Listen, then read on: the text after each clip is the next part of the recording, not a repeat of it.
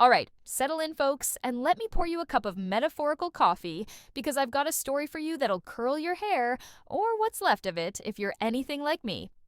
Grandpa Arthur, 99 years. Can you imagine?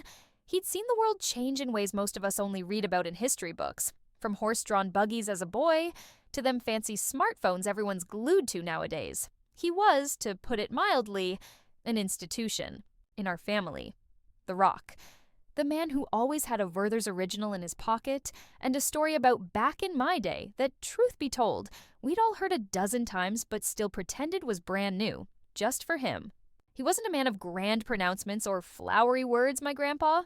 He was a man of calloused hands, quiet strength, and a laugh that rumbled up from his chest like distant thunder, warm and reassuring. He'd worked the same plot of land for over 60 years, a small farm that yielded enough to keep food on the table and send his kids, my father included, out into the world with a decent start. Grandma Rose, bless her soul, had passed on a decade before him, and we all figured Grandpa was just biding his time, tending his roses. He always said they reminded him of her until they could be together again. His passing was peaceful, in his sleep, just as he'd always wished. The funeral was what you'd expect. A town turning out to say goodbye to one of its oldest, a church filled with sniffles and shared memories. My children, Sarah and Mark, came with their own families, and seeing my grandkids there, all solemn and a little confused, it just brought home the passage of time, you know? How one generation quietly slips away, making room for the next. We shared stories about him, some funny, some poignant, how he taught my dad to whittle, how he'd sneak me an extra cookie when Grandma wasn't looking, how he'd sit on the porch swing for hours, just watching the sunset, a picture of contentment, or so we thought. Oh, if we only knew. But that's the kicker, isn't it? You think you know someone, especially family, inside and out. Turns out, sometimes you only know the chapters they wanted you to read. A week after we laid him to rest, Mr. Henderson, the family lawyer, a man almost as old as the hills himself, with spectacles perched on the end of his nose, called us in for the reading of the will. It was all pretty straightforward, as these things go. The farm was to be managed by a trust for a while, with options for my cousin who'd shown an interest in agriculture. Personal effects divided amongst the children and grandchildren. Little trinkets, photographs, the usual. I was expecting maybe his old pocket watch, the one with the tarnished silver casing. Sentimental value, you know. We were all gathered in Mr. Henderson's musty office, the kind with heavy oak furniture and books that probably hadn't been opened since the Hoover administration. My father, his two sisters, my brother Tom, and me. Mr. Henderson cleared his throat, adjusted his glasses, and droned through the legal jargon. Then, after distributing the main bequests, he paused. He shuffled some papers and then picked up a thick, cream-colored envelope. It was sealed with wax, a deep burgundy wax bearing the imprint of Grandpa's old signet ring, a simple A. My heart gave a little flutter. That was unusual. Grandpa wasn't one for fancy seals. "Now," Mr. Henderson said, his voice a little different, a little less dry. Arthur left very specific instructions about this. Eleanor. He looked directly at me, and I swear, every eye in that room swiveled my way. This letter is for you. He requested that you read it alone, at your earliest convenience, before discussing its contents with anyone else. A letter? For me? Specifically? My mind started racing. What on earth could it be? Had I done something? Was he leaving me a secret recipe for his famous apple pie? Unlikely. Grandpa wasn't a secretive man. Or, at least, I'd never believed him to be.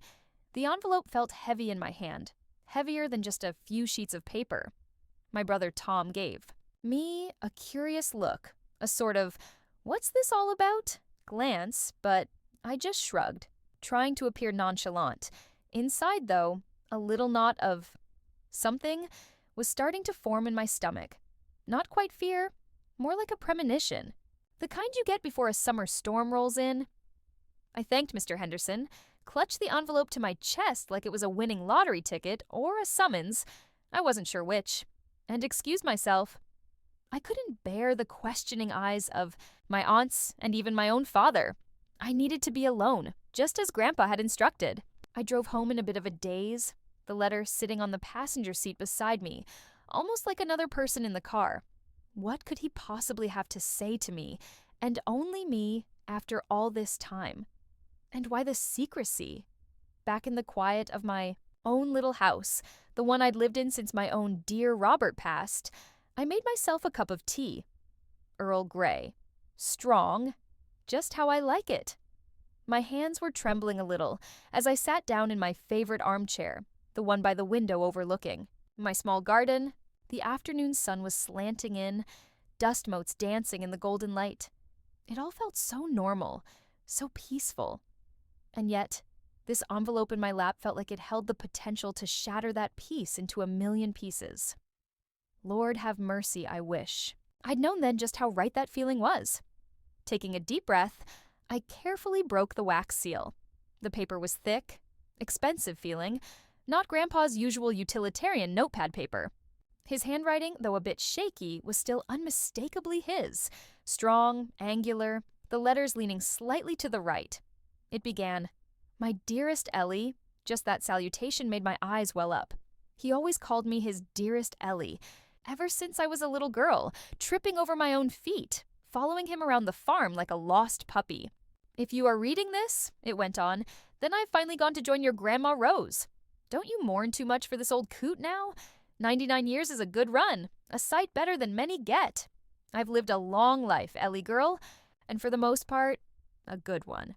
I loved your grandma with all my heart, and your father, your aunts, and all of you grandchildren and great-grandchildren have brought me more joy than I probably deserved. So far, so Grandpa." Sweet, a little self-deprecating. I smiled through a few tears, sipping my tea. But then the tone shifted. "But a long life, Ellie, can also mean a long time to carry secrets. And I have one, a very old one that I've carried for more years than you've been alive. A secret I was too much of a coward to tell anyone, even Rose, while I was breathing.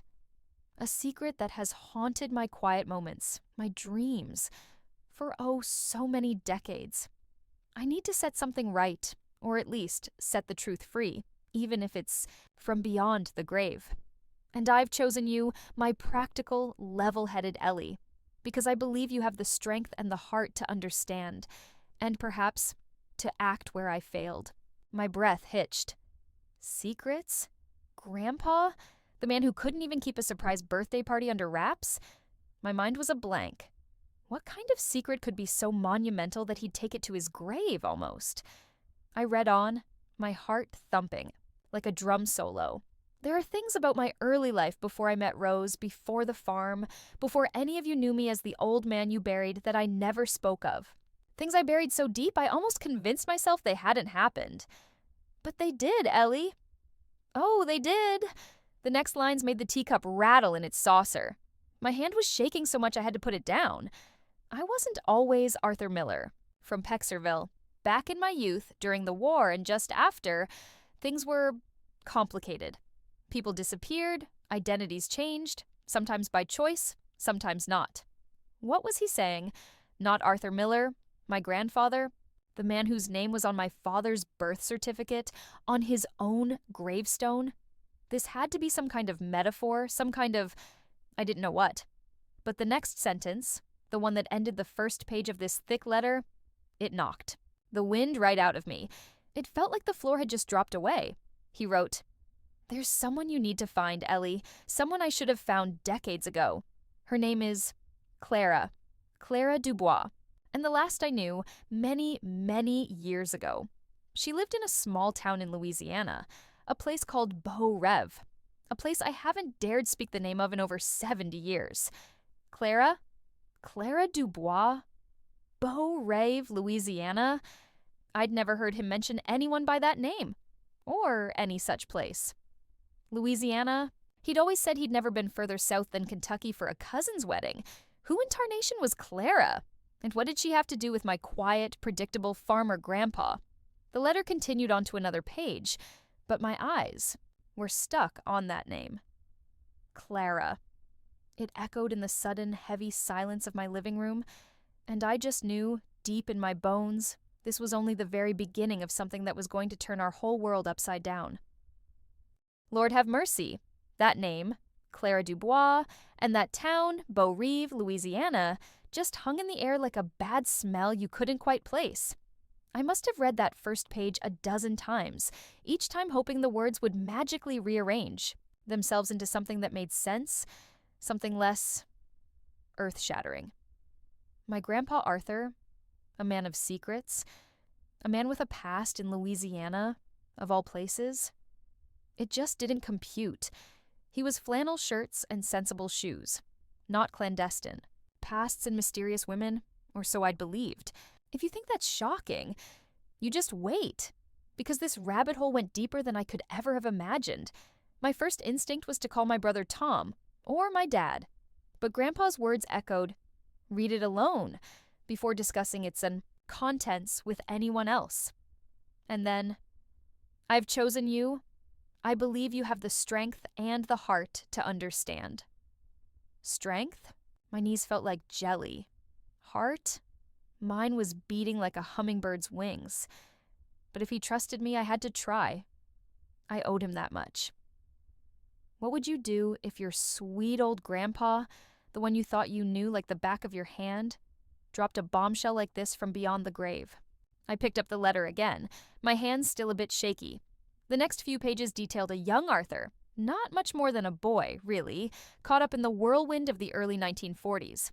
He didn't go into a lot of detail about the war itself. Grandpa never did talk much about his service, just said he'd done his bit and was glad to come home. But he wrote about being stationed down south for a spell, near this town, Beau Reve, before shipping out. And that's where he met her, Clara Dubois. He described her in a way that made my cheeks flush a little, reading it. "She was like a magnolia, blossom Ellie," he wrote, "all creamy skin and dark shining hair, with eyes that could see right into a man's soul. And her laughter, it was like wind chimes on a summer breeze." This was my grandpa, writing like some poet from a bygone era, the man whose most romantic gesture towards Grandma Rose, as far as I knew, was letting her pick the television program. It was like discovering a whole hidden room in a house you'd lived in your entire life. He wrote about a whirlwind romance, stolen moments, walks by a bayou he described so vividly, I could almost smell the jasmine and damp earth. He was young, lonely, a long way from home, and she was everything. He admitted they were foolish, reckless even. "Back in my day, Ellie," he penned, "things were different. A boy and a girl, especially from different worlds, didn't always have an easy path. Her family, they were old Louisiana stock, proud, and I was just a farm boy from up north with nothing to my name but my uniform." Then came the part that made my stomach clench. He was shipped out suddenly. Orders came through. No time for proper goodbyes. He wrote her letters, dozens of them, he said, from overseas. But he never got a single reply. Not one. When he finally came home, months later than expected due to some injury he glossed over, he tried to find her. He went back to Beau Reve, or so he claimed in the letter, but the Dubois family had moved. Neighbors were tight-lipped. Some said they'd gone to New Orleans, others said further west. He searched, he said, for as long as his meager savings and leave time allowed, but it was like she'd vanished into thin air. Eventually, heartbroken and defeated, he returned north, met my Grandma Rose a couple of years later, and tried to build a new life, burying Clara Dubois deep in his memory. Or so I told myself, he wrote. But some ghosts, Ellie, they don't stay buried. A part of me felt a pang of sympathy for this young, heartbroken soldier he described. Another part, a bigger part, was reeling. This wasn't just a youthful fling. The way he wrote about her, even after all these years, it was profound. And the biggest question was, why tell me now? And why find her? What did he expect me to do? She'd be an old woman now, if she was even still alive. Grandpa was 99. If they were of a similar age, I decided I couldn't keep this entirely to myself, Grandpa's instructions notwithstanding. Not if I was supposed to act. I needed help. My son Mark is practical like me, but he's all business. My daughter Sarah, though, she's got the softer heart, and she's a whiz with all that internet stuff. Genealogy, finding lost school friends, she's the family. Detective. If anyone could find a trace of a Clara Dubois from 70-odd years ago, it was Sarah. I called her. Sarah, honey, can you come over? There's something I need to talk to you about. Something about Grandpa Arthur. The tremor in my voice must have been evident because she was at my door within the hour, a worried frown on her face. I sat her down, made her a cup of tea, too, though she prefers those fancy herbal concoctions. And then, with the letter in my lap, I told her. I read her excerpts, my voice cracking more than once. To her credit, Sarah listened patiently, her eyes wide. When I finished, she just sat there for a moment, letting it all sink in. Wow, Mom, she finally breathed. Grandpa? Wow. It's like a movie. It feels like a nightmare, if you ask me, I said, rubbing my temples. What do we do, Sarah? He asked me to find her. Sarah, bless her practical 21st century heart, immediately went into action mode. Okay, she said, pulling out her laptop. Clara Dubois, Beau Rêve, Louisiana. Approx age. If she was, say, 18 to 20 when Grandpa was, 20 or 21? Around 1943 or 44. She'd be in her late 90s now, too. It's a long shot, Mom, but not impossible. And so began our search. Sarah typed and clicked, her brow furrowed in concentration. We looked for census records, birth announcements, anything with the name Dubois in that area of Louisiana. The internet, I tell you, it's a wondrous and terrifying thing. Information. I wouldn't have known how to find in a million years. Sarah was conjuring up on her little screen. Back in my day, if you wanted to find someone, you asked around, maybe put an ad in the personals. Now it's all algorithms and databases. Days turned into a week. We hit a lot of dead ends. Dubois is a common enough name in Louisiana, it turns out. And Beau Rêve? It was a tiny little speck on the map, barely a village. Many of the old records weren't digitized. I started to think it was a wild goose chase. Maybe Grandpa, in his old age, had confused things, or maybe his memory was playing tricks on him. Could he have imagined some of it? Was this just an old man's dying wish? A romantic notion rather than a concrete task? But then, Sarah let out a little yelp. Mom, look at this. She'd found an old newspaper clipping digitized from a local Louisiana parish library. It was a wedding announcement from 1947. A Miss Genevieve Dubois marrying a local man. The article mentioned her parents, Mr. and Mrs. Henri Dubois, and her older sister Clara, who was listed as a bridesmaid. And the town? St. Martinville, which wasn't Beau Rêve, but it was in the same general area, the heart of Cajun country. It's a long shot, Sarah said, her voice full of excitement, but the timeline fits. If Clara was still single in 47, and her family was in St. Martinville, Grandpa's letter had also contained a tiny, incredibly faded photograph tucked between the pages. It was one of those old photo booth strips, 4 tiny squares. A young man in uniform, unmistakably Grandpa Arthur, his arm around a dark-haired girl. Her face was small and a little blurry, but her smile, it was radiant. He hadn't explicitly said it was Clara, but now, looking at it, I just knew. This was her. We need more, Sarah, I said, my resolve hardening. A bridesmaid in 47. What happened to her after that? The next few days were a blur of more searching. Sarah found a mention of a Clara Dubois in a St. Martinville church record from the early 1950s. A baptism. Her own? No, she would have been too old. It was the baptism of a child, a boy named Antoine, and listed as the mother, Clara Marie Dubois. No father was listed on the record Sarah found online. A chill went down my spine. Antoine. Born in the early 1950s. That would have been a good few years after Grandpa Arthur had desperately searched for her and given up. Could it be?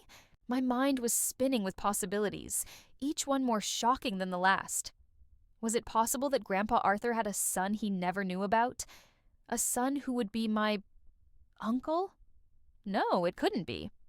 Grandpa would have known, wouldn't he? Or Clara would have found him. But Grandpa said he never heard from her. And if her family had disapproved of him... Mom, Sarah said softly, seeing the turmoil on my face. There are online phone listings and social media. People find relatives this way all the time. She typed Antoine Dubois, Louisiana, and then Amelia Dubois, Louisiana, remembering the name pattern from the wedding announcement, Genevieve Clara. And then, pop. A profile picture appeared. An older woman, maybe in her late 60s or early 70s, with kind eyes and silver hair, standing in front of a porch with distinctive wrought iron railings. Her name was listed as Amelia Dubois Landry, and her listed hometown, St. Martinville, Louisiana. The resemblance to the blurry girl in Grandpa's photo, particularly around the eyes and the set of her jaw. It was faint, but it was there. Or maybe I was just wanting to see it. "I swear on my grave, Sarah," I said, my voice barely a whisper. "I think we might have found something. Or someone." The letter had given no instructions beyond find her. What was I supposed to do? Call a stranger out of the blue and say, "Hi, my recently deceased grandfather, who you may or may not have known 70-odd years ago, asked me to look you up"? It sounded insane, but looking at Grandpa's earnest, pleading words in the letter, at that faded photograph of two young people, so clearly in love, I knew I couldn't just let it go. This wasn't just about Grandpa's past anymore. If there was a chance, even a slim one, that he had a child, a family that we never knew about, well, that changed everything. "I have to go," I said to Sarah, the words surprising even myself. "Go? Go where, Mom? To Louisiana? To St. Martinville? I have to see. I have to know." Sarah looked at me, a mixture of concern and dawning understanding in her eyes. "Are you sure, Mom? What if it's nothing? Or what if it's something you don't want to find?" "I don't know what I'll find, honey," I admitted. "But Grandpa asked me to do this. And looking at this letter, at his face in this picture, I feel like I owe it to him to try. And maybe," I added softly, "I owe it to myself too, to know the whole story of the man I thought I knew." And so, a few days later, armed with a printout of Amelia Dubois Landry's possible address, a heart full of trepidation, and Grandpa Arthur's letter tucked safely in my purse, I found myself on a plane heading south towards a town I'd never heard of, in search of a woman named Clara and a truth that had been buried for a lifetime. As the plane descended towards Lafayette, the closest airport, I looked out at the lush green landscape, so different from my familiar Midwestern plains. What was I walking into? Lord have mercy, I had no idea, but I was about to find out. The address we had found for Amelia Landry was for a house just on the outskirts of St. Martinville. It looked like a well-kept, older home, the kind with a wide front porch and rocking chairs. I rented a car, my hands gripping the steering wheel so tight my knuckles were white. Following the directions on my phone, another modern marvel Grandpa would have scratched his head at, I drove through countryside that was beautiful and utterly alien to me.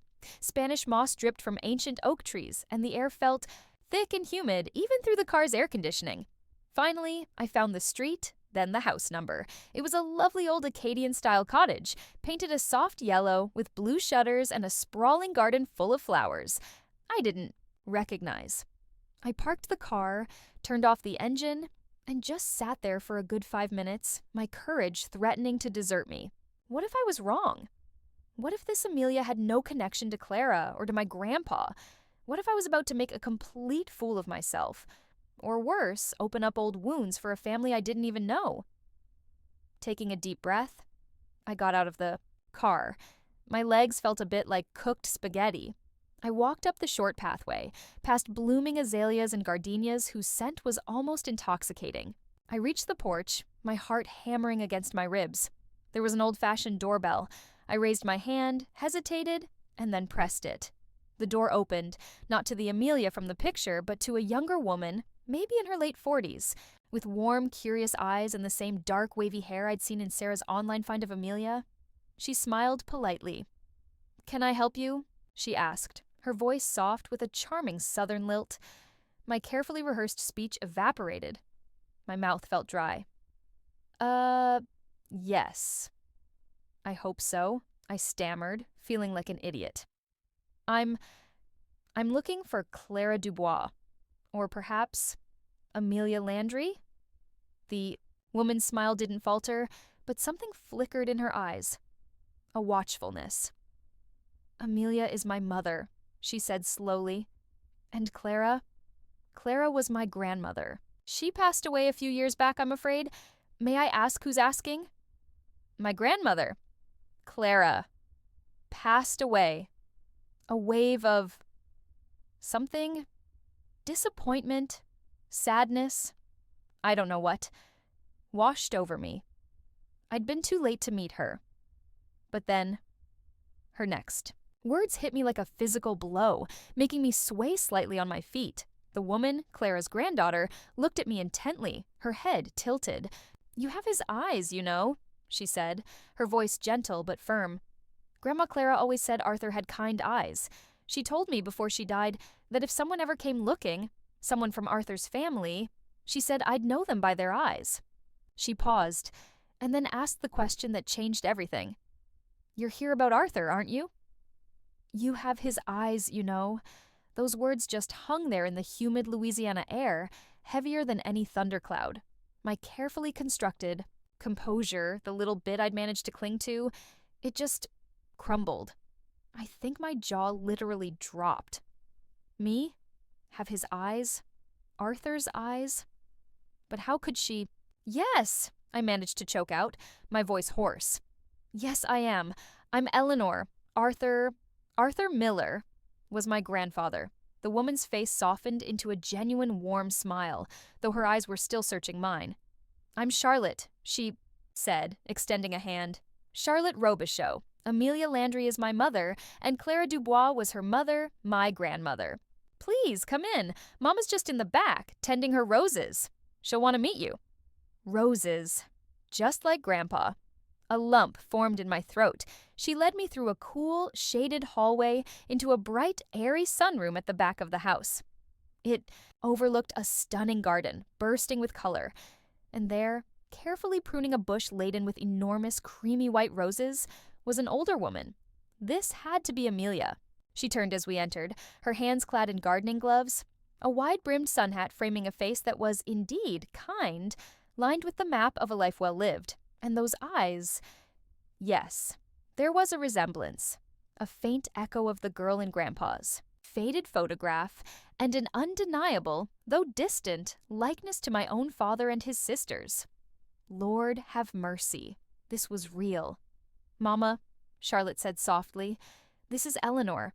She's Arthur Miller's granddaughter, Amelia Landry." Straightened up, her gaze locking onto mine. She pulled off her gloves slowly, her eyes, a startlingly clear blue, widening slightly. For a moment, no one spoke. The only sound was the distant buzz of cicadas and the ticking of a grandfather clock in the hall. A clock that looked remarkably similar to one Grandpa Arthur had cherished. You won't believe what she said next. It was so simple, yet it carried the weight of generations. "Arthur," she breathed, her voice a little shaky. "So, he remembered? My grandpa's letter, his anguish, his lifelong secret." "He never forgot, Amelia," I said, my own voice thick with emotion. "He never, ever forgot Clara." And just like that, the dam broke. Over the next few hours, fueled by sweet tea and little cakes Charlotte magically produced, the story of Clara Dubois and her connection to my grandpa Arthur unfolded. It was a story of youthful passion, terrible misunderstandings, and a love that, it seemed, time and distance had never truly extinguished. If you think the letter was a shock, well, hearing it from Clara's own daughter and granddaughter, seeing the proof in their faces, in the heirlooms they shared, that was a whole other level of astounding. Amelia, who was a spry 70-something with a sharp mind and a gentle demeanor, did most of the talking. Her mother, Clara, had indeed been the girl in Grandpa's photo. Their romance had been intense, a bright, burning flame in the shadow of war. "Mama never talked about him much when I was young," Amelia explained, her gaze distant, as if seeing into the past. "But I knew there was a great sadness in her, a part of her heart that was closed off. It was only much later, when she was older, that she started to tell me about the young soldier from up north, the one with the kind eyes and the gentle hands. Clara's family, the Dubois, had been very protective," Amelia confirmed. "They were an old Creole family, proud of their heritage, and a young, penniless soldier with no prospects, especially one not of their background, was not what they envisioned for their daughter. When Arthur shipped out, Clara was already secretly carrying his child. His letters, the ones Grandpa swore he'd sent, they never reached her. Amelia suspected her own grandfather, Henri Dubois, a stern, unyielding man by all accounts, had intercepted them. He wanted to protect Mama in his own way, Amelia said, a hint of old sorrow in her voice. He thought Arthur had abandoned her, or worse, and Mama, with no word from him, heartbroken and pregnant, she eventually believed. It too. My heart ached for young Arthur, writing into a void, and for Clara, waiting for letters that never came, feeling abandoned by the man she loved. How different things might have been if not for pride, or fear, or a father's misguided protection. It was a classic tale of woe, but this wasn't a storybook. This was my family's history. Clara never married. She raised her son, Antoine, Amelia's father, on her own, with the grudging support of her family. She was a strong woman, my grandmother, Charlotte interjected, her eyes shining with pride. She worked as a seamstress. Then later, as a teacher's aide, she made sure Uncle Antoine had everything he needed, even if it meant she went without. Antoine. My uncle. It was still so hard to process. Grandpa Arthur had a son. My father had a half-brother. I had an uncle I never knew existed. And Amelia was my first cousin. Charlotte, my first cousin once removed. My mind was just reeling, trying to recalibrate decades of family history to fit these new, vibrant pieces into a puzzle I never even knew was incomplete. Uncle Antoine passed away about 10 years ago, Amelia said softly. A heart condition. He was a good man, Eleanor. A kind man. He looked a lot like the pictures Mama kept of Arthur. He always wondered about his father. Mama told him Arthur had died in the war. It was easier that way, she thought, than telling him she believed his father had abandoned them. Died in the war. Another layer of deception, born of pain and a desire to protect. But it meant that an entire branch of our family had grown up believing a lie, just as we had grown up in ignorance of their existence. Amelia then led me to an old, beautifully carved wooden chest in the corner of the sunroom. Mama kept everything in here, she said, her voice hushed. She lifted the lid, and the scent of old paper, dried lavender, and time itself wafted out. Inside, nestled carefully, were bundles of letters tied with faded ribbons, a pressed flower, a tiny worn baby shoe, and yes, photographs. She handed me a small sepia-tone studio portrait. A handsome young man, barely out of his teens, with a serious expression and familiar blue eyes. This was my father, Antoine, Amelia said. Clara's son. The resemblance to early pictures of my own father was undeniable. It was like looking at a ghost. Then she showed me photos of Clara, younger, vibrant, and then older, her beauty softened by age, but her spirit still shining through. And there were pictures of Amelia as a child, and Charlotte. A whole family. My family. The most poignant discovery, however, was a small, leather-bound diary. Clara's. Amelia hesitated for a moment, then opened it to a bookmarked page. She wrote this not long before she passed, Amelia said, handing it to me. I think she always hoped Arthur might find her, or that her story might somehow reach him. My hands trembled as I took the diary. Clara's handwriting was elegant, sloping. The entry was dated just 5 years prior. The pains are worse today, it read. The doctor says to be prepared. And I am, I think. My only regret, the one I will carry with me, is Antoine never knowing his father, and Arthur never knowing his son. I see Arthur's face still, in my dreams. Young, hopeful, full of love. I wonder what became of him. Did he find happiness? Did he ever think of the girl he left behind in Beau Rêve? Perhaps it is a fool's wish, but I pray that somehow, someday, he knows he was loved, and that he gave me the greatest gift of my life, our son. Tears were streaming down my face by then. I couldn't stop them. This wasn't just a secret revealed, it was a lifetime of lost moments, of unspoken love, of paths, cruelly diverted. Grandpa Arthur had lived his whole life not knowing he had a son, grandchildren, great-grandchildren. and Clara had lived hers, believing herself abandoned, yet still holding on to a thread of love for the man who had fathered her child. She never stopped loving him, Amelia said softly, tears in her own eyes. Even after everything, she kept this one photograph of him, the one he gave her, by her bedside until the very end. She pointed to a small silver frame on a nearby table, and there he was, my Grandpa Arthur, young and handsome in his uniform, the same photo he'd included, faded and worn, in his letter to me. "Grandpa," I whispered, "he left me a letter. That's how I found you. He asked me to find Clara. He wrote about her, about his love for her, his regret. He never knew about Antoine. He thought Clara had just disappeared." Amelia and Charlotte listened, rapt, as I recounted the contents of Grandpa's letter, his search for Clara, his heartbreak when he couldn't find her, and his decision to finally reveal the truth after nearly 80 years. It was like we were piecing together two halves of a shattered mirror, each side only now seeing the full reflection.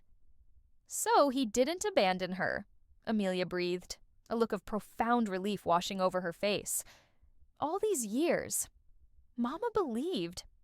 Oh, if only she had known. He tried to find her," I reiterated. He hit a wall. And then, I suppose, life went on. He met my grandmother, started a family, but clearly Clara was always there, in the back of his mind, in his heart. But this wasn't even the biggest shock yet.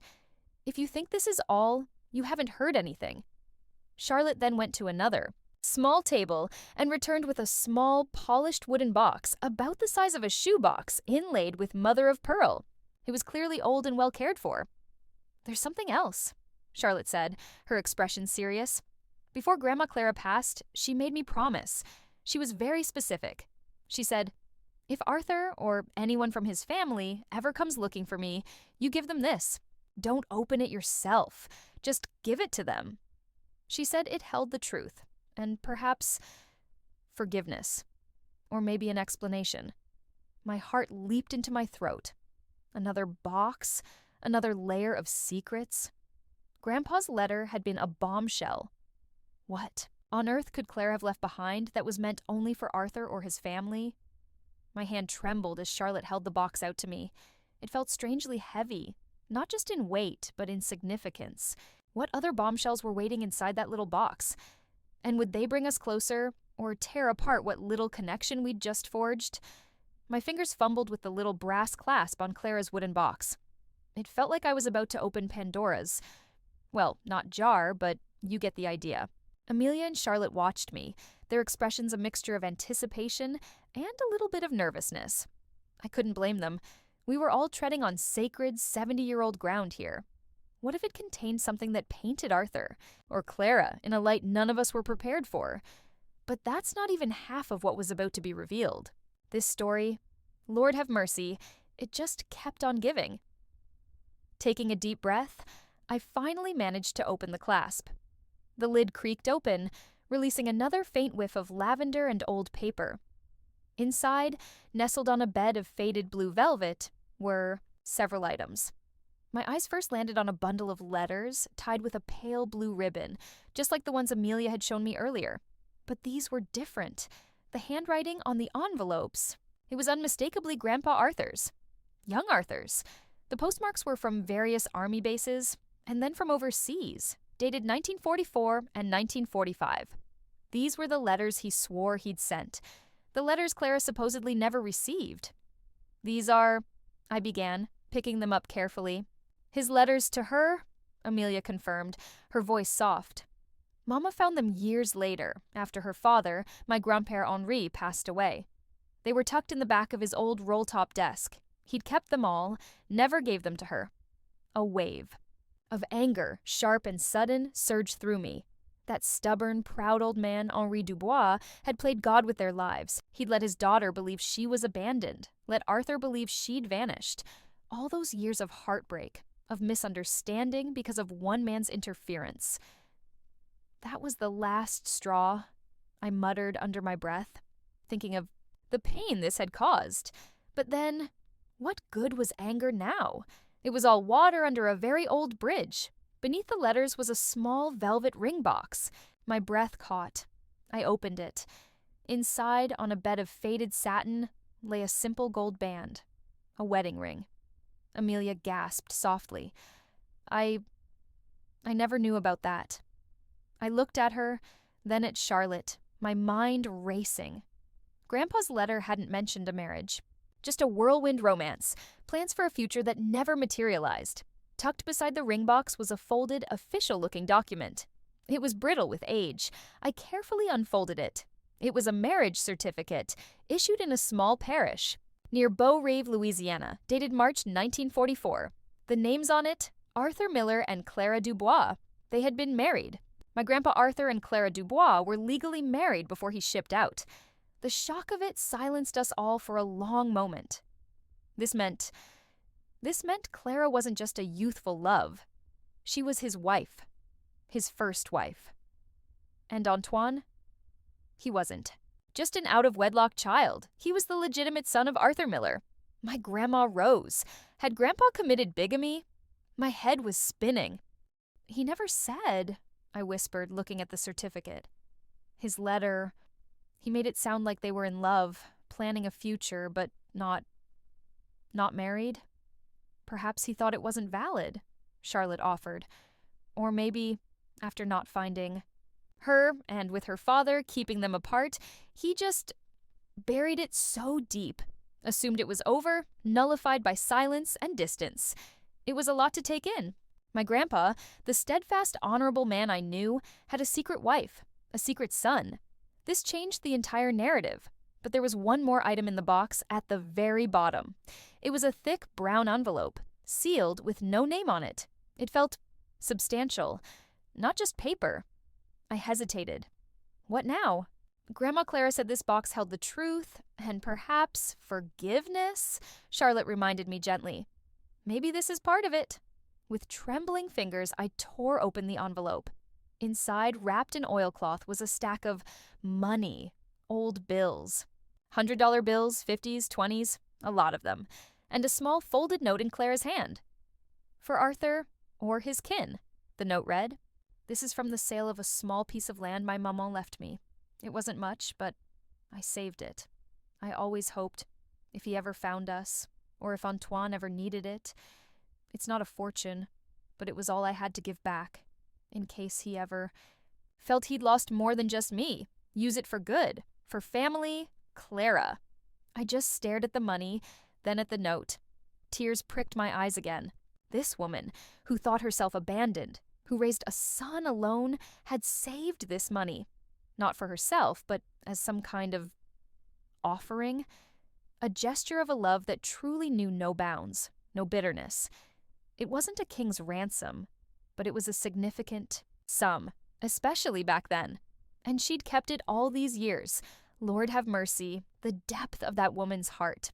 I don't understand, I said, my voice thick. Give back? What did she mean? Amelia looked thoughtful.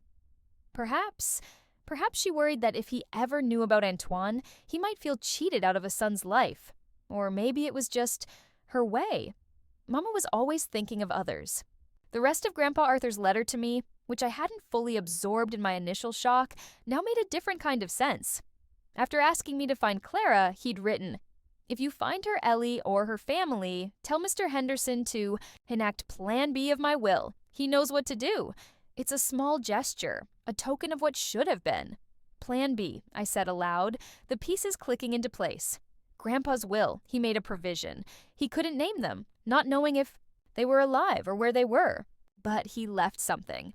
And so, upon my return home a few days later, after tearful goodbyes and promises to stay in touch with Amelia and Charlotte, my first call was to Mr. Henderson.